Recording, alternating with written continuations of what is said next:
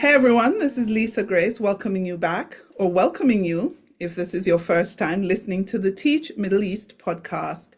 My guest today is Caz Jude, and she is a former school leader, now leadership coach. And we have a lot to dive into. Now, I know that there's a lot of talk about leadership at the moment, about coaching, about what we need to be doing as school leaders to make sure that we ourselves don't burn out, that we don't end up in a place where we're not effective. So Kaz and I are going to talk, and we're going to get to know each other, and you're going to get to know Kaz as well. Welcome to the podcast, Kaz. Thank you, and I'm really glad to be here. Very excited to join you today. Thank you for joining us. Now, I know that a lot of people, when they hear about leadership coaching, they think it's not for them. So I'm just going to go straight in and ask you, why do leaders need coaches? I can understand why people think it's not for them, and I think for some leaders it isn't. I worked with somebody who said, I'm happy with who I am, I'm happy the way I am, and I don't want to change, and I've got no interest in having a coach. But then she was very supportive of me coaching other female leaders. So that was a really interesting conversation. I think education has changed. When I first became a head teacher in 2004, I had mentors around me. I had a wonderful school advisor. He made sure that I had two mentors to take care and look after me. And then that increased my network. And I had other people as a young head who were more experienced, who really nurtured me and developed me. Now the situation's different, isn't it? It's changed. And I had a coach at a couple of times, actually. I self-funded a coach, and it really made a difference because they're there to make you stop for a little bit, reflect, and see what you're doing really well. So they're like your own cheerleader. And then also help you when things are really tough and really help you unpick what you're finding challenging and help you find those solutions from within. And it just gives you somebody who's really invested in you and wants you to be the best that you can be. And sometimes I flip it. Sometimes I think, don't teachers deserve to work for a leader that has a coach? And Mm. look at it from that point of view. Why do you think teachers deserve to work for a leader who has a coach? I think if you've got a coach, it gives you somebody to talk to, somebody to go and sound off about. And you can actually say unfiltered what you're really thinking and just get something out of your system. But then that person's quite rational as well, and they'll help you restabilize yourself, and they'll re-energize you as well and give you that extra oomph to keep going and help you realize that you are doing the best job that you can. But it's such a hard job and you're not perfect at it, and you do need support and love whilst you're doing it. And to have a leader that has that and has someone there supporting them and holding their hand, that helps the team as well, doesn't it? Because the more balanced you are, the calmer you are, the more empathetic you are and emotionally intelligent you are, the better you are at running your school, the more supportive you are of your team. And I know now a lot of leaders say, oh, emotionally intelligent leadership. But actually, really, what is emotionally intelligent leadership? It's about when you're emotionally intelligent, for those people in your team that you find more challenging to lead and manage. That's what true emotionally intelligent leadership is about. Yeah, I do also think that when you have a coach, you learn techniques that help you to coach the people that you have to work with. What do you think about that? Yes, it stops you from jumping in all the time with solutions, because I think naturally as leaders, we want to give the solutions, don't we? We want to say, oh, look, this is what you need to do. This is how you do it. Be fine. But actually, as a coach, it makes you stop and ask those questions, because your solution might be right for you, but might not be right for that person. So it makes you stop and really listen to what that person is saying to you and telling you and helping you unpick. And it also enables you to give time to your team as well. And you start to understand the value of time, and actually stopping for half an hour and spending that time with that person can actually reap rewards more so than if you spent 5 minutes and gave them a solution. And what you're doing by using some of your coaching techniques that you're having with your team is empowering them to be the best that they can be as well. and encouraging them as well and developing them and supporting them. And that's so very, very important. Yeah, I agree. Take me back to your time as a head. How did you know that it was time for you to make a move out of headship? I think I reached a point, if I'm honest, when I was like on the verge of burnout. I was becoming exhausted. And I was also becoming very interested in projects outside of school as well, like the coaching, working on early years, speaking at conferences, doing a little bit of inspection work and accreditation as well, and widening what I was doing out of school. And I felt that, yes, I'd given my heart and soul to it, but maybe it was just time to take a leap of faith and go in a slightly different direction. And after over 20 years of headship, maybe it was time to move on and do something slightly different where I could support and empower the next generation of head teachers and leaders coming through and really make a difference to them and help them be the best that they can be. Yeah. Talk to me about your time as a head. What made the job memorable for you? The people, definitely the people. It was lovely to watch people grow and develop in their roles. Some of my staff, when I was originally a head teacher, they were career teachers. They were a lot older than me, really experienced, and it was wonderful to give them opportunities to shine. But being part of that team, part of that family, but really like growing your own leaders as well. One of the first teachers who was an NQT when I was a headship, she's recently got her first headship. And that was just amazing to celebrate that she'd achieved that. And it's giving something back, isn't it? And it's nurturing your team and looking after your team and being there for you and giving them opportunities to lead and shine and uplifting them as well. Tell me, where were you ahead and how long for? I was a head in the UK in a school in Solihull, a large infant school in Solihull. That was my first headship. And then when I moved abroad, I did two headships in Abu Dhabi and I went out to Qatar as well and set up a school in Qatar and I was head of primary and vice principal there. And that was a wonderful experience to do a startup school from scratch and make it what you wanted to make it. And working with a team of NQTs at the time and training and mentoring them was a real privilege. Yeah, compare for me then. Solihull, Abu Dhabi. What are the major differences that you noticed? Apart from the weather, Yeah, let, and I think there's lots of similarities, strangely enough, more than differences in both those situations.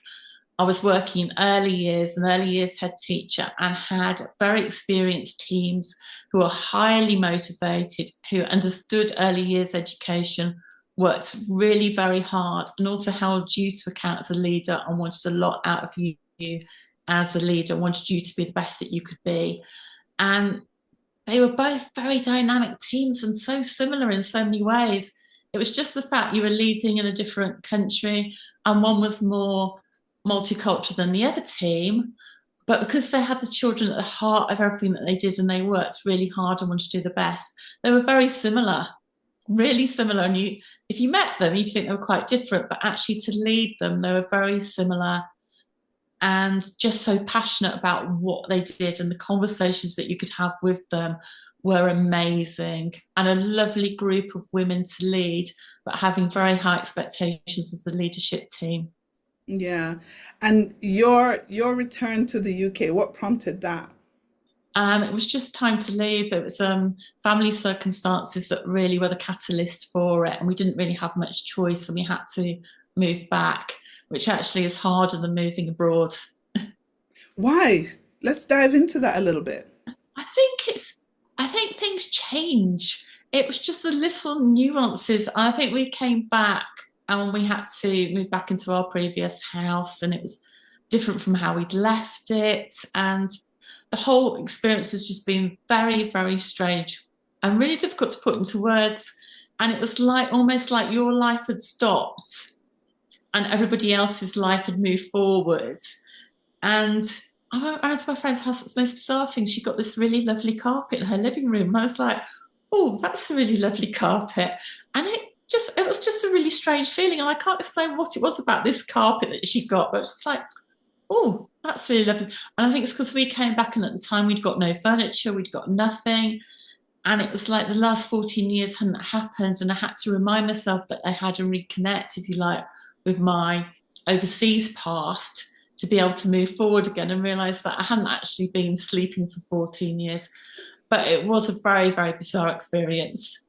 What do you think makes the transition back to the UK so difficult, especially for people who would have lived in the Middle East? I think you do change. I think you do change quite a bit without realizing that you've changed. And when you come back, people are used to you not being around. So you have to be very proactive to move back into your social circles and be part of that again. And I think you've grown as a person and you're not quite the same person that you were when you left. So that's very different. And I think for me, the main thing coming back was the weather, which I hadn't realised when I lived here, but the winters are harsh and I hadn't realised quite how harsh the winters are. Yeah. What part of England did you move back to? We moved back to near Birmingham, and that's just solely because we've got a house here. So I don't think we've brought back into coming back here in the way that when you go abroad, you buy back into that area. So we're thinking about where do we want to live in the country. So we're almost in a holding pen, if you like, whilst we plan what our next steps are going to be and where we move on to.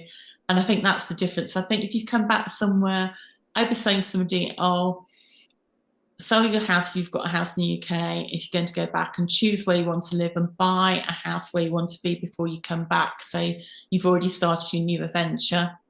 Yeah. I think, how long have you been back? Um, Roughly about 7 or 8 months now. Just about near you're soon be I think after maybe a year or two you might feel a little bit more settled. I have to be honest, my listeners, that's one of my biggest fears is how do I move back, if ever, to the UK, and what does that look like for us as a family? And if I'm upfront, it doesn't look like being there full time. It just doesn't, because I feel like I would want to always have the option of not being there in the winter. Uh, and I just feel like I wouldn't be able to hack it for a full year. And I also find what you're saying is true. So when we go back in the summers, my friends, even though we see each other and we love and we have a good time, I feel like there's a little bit of a gap there, and it's widening the longer I've been away. 'Cause this is my 14th year going into my 15th, and the gap is widening every time I go back. There is a little bit of widening of the gap in terms of where I am and where they are, and it's nothing personal, it just is. All right, changing gears. If you were a brand new female leader, what would you be looking to do to ensure that you have longevity in this role? Um, I would first of all like to form really strong relationships and strong bonds with my team. That is important, that's so key. And it's about walking the talk, being values driven, but also what you say is what you do, and lead from the heart and be very authentic and be your true self. And if you're not, people will see straight through you straight away. So choose your leadership style that's right for you. Don't do what's fashionable, do what's right for you and what's true. And I'd also say that if you're working in an international school, be aware that you have to develop networks and leaderships throughout the school. So think about how you're going to be working with the board of directors, the principal, the CEO, and the wider leadership structure as well. That's really key to your success. So it's not just about leading and developing your team, it goes much wider than that. And I think that's the difference between being a head in the UK and a head in an international school, because they tend to be through schools.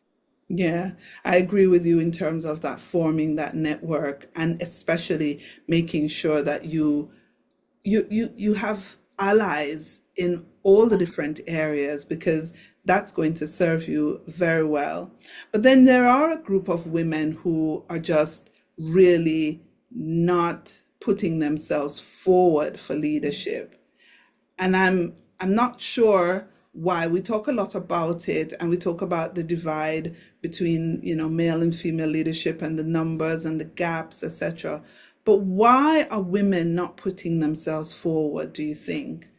I think with women, this is just a very generalized comment, that with a man, if he looks at job description, he can do part of that job description, he'll apply for the role. With a woman, they tend to feel that they've got to do it all before they do apply. Then I think there's a bit of imposter syndrome creeping in there. There's a bit of lack of confidence. There's also responsibilities with family life and everything else going on. But I think it's just about having the confidence to push yourself forward and think, well, why not? What's the worst thing that's going to happen to you? The worst thing is they're going to say no. Hmm. And if you do it and actually think, actually, leadership's not for me, well, you can always take a step back and say, well, at least I tried it and I had to go. But also, I think as leaders, we've got a duty of care to the next generation of leaders coming through, and we should be uplifting women in our teams and encouraging them and celebrating what they do well. And as a leader, if you're part of a wider leadership team, it's not taking the celebration and kudos for yourself, but actually saying, oh no, so and so led on that. They did a really good job, and celebrating the achievements of people within your team. So as you uplift your team, you're actually uplifting yourself as well. And I think it's really important that we do that. And I don't think enough of that is done. So therefore, I don't always feel that our teams feel as confident as they should. Yeah.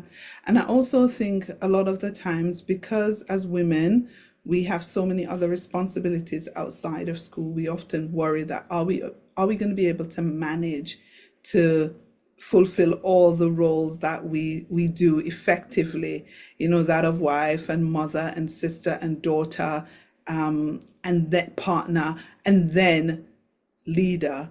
It's Yeah. just this extra bit on top. Whereas a man does it because he knows I have a wife who will support me. And so my focus is on this, and they can know that everything else is taken care of. Whereas the woman has to also think of those responsibilities as well as thinking about where she fits on the leadership spectrum. I wanted to, as we get down to the tail end of the podcast, talk to you about some of the things that you have noticed that are gaps in terms of development for women in leadership. Where are the gaps? What are women needing? I think women are needing to like grab any opportunity that comes towards them and make the most of it. And I think sometimes you're right, we say, oh no, I can't do that course. And often it's to do with family and balancing family. So it's making the most of any opportunity, being proactive, and also working together, working in partnership more together. Together we're much stronger. So it's having an ally, if you like, to work with a partner in crime, to help lift one another up. And it's developing each other. So if you're a leader, I've always led with quite a flat structure. So I'm quite happy if I'm out of school, even if I'm in school. I don't mind if like my deputy head or my assistant head sits at my desk. It doesn't bother me, things like that. Or no, I'll come in, and if they're sitting there, I'll go and sit somewhere else. And it's that co-leadership and allowing them to make decisions as well and standing by the decisions that they've made. And so this co-leadership and working in partnership, I don't think we do enough of that. And then that's giving the people leadership skills without them always realizing and supporting them. And it's that belief, isn't it, that I think women sometimes lack, that actually they can do the job and they can do the job really well. So give it a go. Why not? But you've got to be confident enough to drive yourself forward. And we've all got a bit of imposter syndrome, but we all know that. But actually, just try and bat it away and say, oh, go on, give it a go, and not listen to it, or listen to it and then shove it to one side. But actually think, I've listened to you, but I disagree. I'm going to go for this, and go for it and do it. Yeah, I think when it comes to imposter syndrome, and we're never going to get rid of it, but I think we just tell ourselves we'll do it anyway. We'll give it a go anyway. And don't get too attached to the results, because when you get so attached to the results, that's when you get anxious. But just get more attached to the process and the learning and the growth that comes from just giving things a go, right? Oh, I really like that. Attach yourself to the process and the growth. That's what it's about, isn't it? Because we all get things wrong. We all make mistakes. We've all had moments where we're just sort of dying, thinking, oh, I just don't believe it. But actually, that's what the journey is about. And some people just brush things off like that quite simply. Others of it really internalize it. But Yeah, we need to learn to think that's part of our growth, part of our development. We made a mistake because we didn't know what we didn't know, but exactly. we didn't know what we didn't know. So Exactly. take it forward with you and give it a go. So, Kaz, now that you're back in the UK, what are you working on? What are you up to? What's on the horizon? There's quite a few things on the horizon. I'm coaching mainly women and uplifting them. I'm mentoring teachers at the start of their career as well. I'm doing some assessment work as well, and some moderation work, some inspection work, some school improvement work. I'm advisory member of the WISE board, empowering female leaders across the world.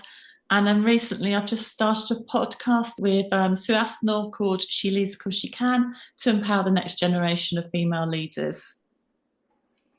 Brilliant. Sounds like you're quite busy. I will leave links to your LinkedIn or wherever you can get, contacted, and also maybe link to the podcast so people can check it out. But it's been a pleasure having you on the podcast, and I know that when it comes to empowering female leaders, it's a work that continues. So good luck and all the best in the work that you are embarking on. Thank you so much. And it's been so lovely to be here today. And I've really enjoyed it. Thank you so much for your time. You're welcome.